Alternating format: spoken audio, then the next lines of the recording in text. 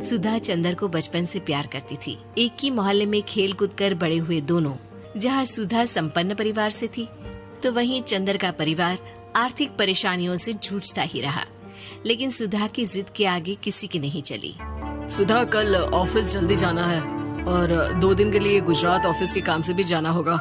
अरे कैसी बात कर रहा है बेटा, बहू को अगले महीने बच्चा होने वाला है, इस वक्त तो उसके साथ रहे। अरे कोई बात नहीं ना माँ, उनको जरूरी काम होगा, वरना मेरा चंदर ऐसे वक्त में मुझे छोड़कर कभी नहीं जाता।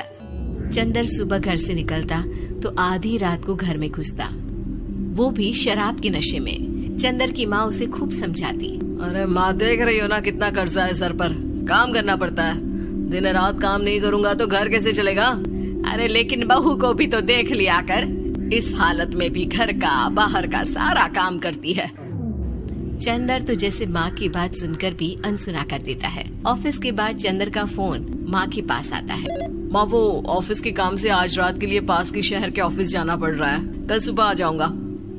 सुधा रात को कमरे में सो रही होती है कि उसके पेट में दर्द होता है। सुधा चंदर को वीडियो कॉल करती है। इनको फोन कर लो, शायद कुछ आराम मिले। लेकिन 10 बार फोन करने पर भी वो सुधा का फोन नहीं उठाता। ऑफिस के काम से गए हैं, हो सकता है बिजी हो, कितनी मेहनत कर रहे हैं हम लोगों के लिए। सुधा सो तो जाती है, लेकिन अकेले उसे कमरे में डर लगता है। अगले रोज चंदर घर आता है, जहाँ सुधा ऑफिस जाने के लिए तैयार हो रही थी। तुम आज भी ऑफिस जाओगे? कल रात भर तो ड्यूटी की है, थक जाओगे, छुट्टी ले लो ना। अरे नहीं नहीं, कैसी बात कर रही हो, ये तो पॉसिबल ही नहीं है। अच्छा रुको, मैं जल्दी से तुम्हारा खाना और नाश्ता बना देती हूँ। बेचारी सुधा ऑफिस जाना छोड़कर लग जाती है पति के लिए खाना बनाने, उसके कपड़े प्रेस करने और जरूरत का सामान मुहैया कराने के लिए। हो सके तो रात की ड्यूटी मत लिया करो ना, मुझे बहुत डर लगता है। अरे यार क्या है, तुम तो ऐसे बिहेव कर रही हो कि तुम ही अकेली हो जिसे बच्चा होने वाला है। इतने लोगों के पति जो काम के सिलसिले में बाहर होते हैं, उनका क्या?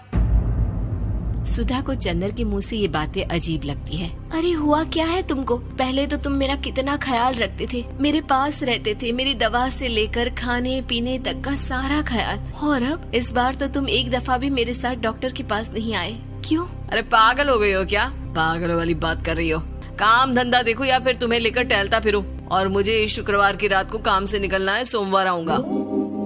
सुधा को समझ में नहीं आता कि क्यों अचानक से चंदर को फील्ड का काम मिल गया है।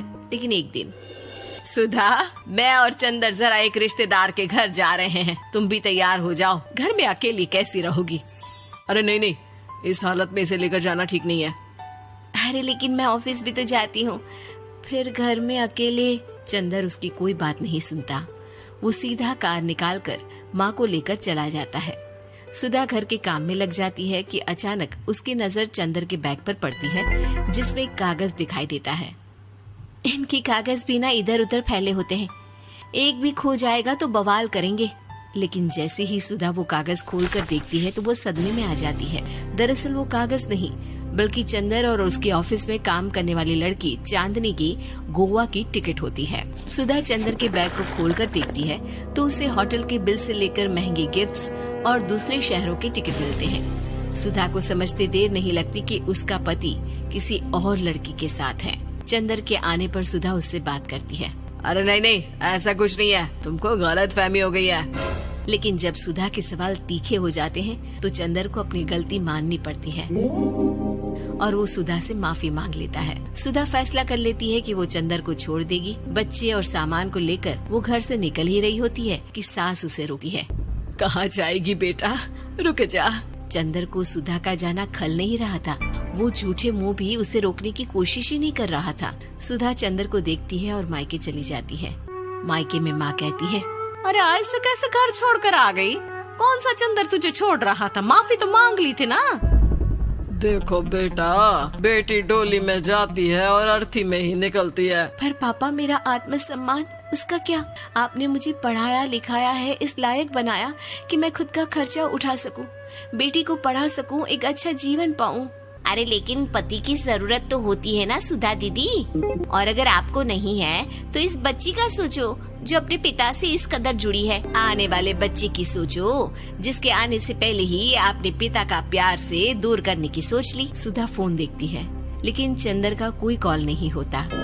वो समझ नहीं पाती कि अपने आत्म सम्मान के बारे में सोचे या बच्चों के बारे में। मम्मी, हम नाना नानी के घर से दादी और पापा के पास कब जाएंगे?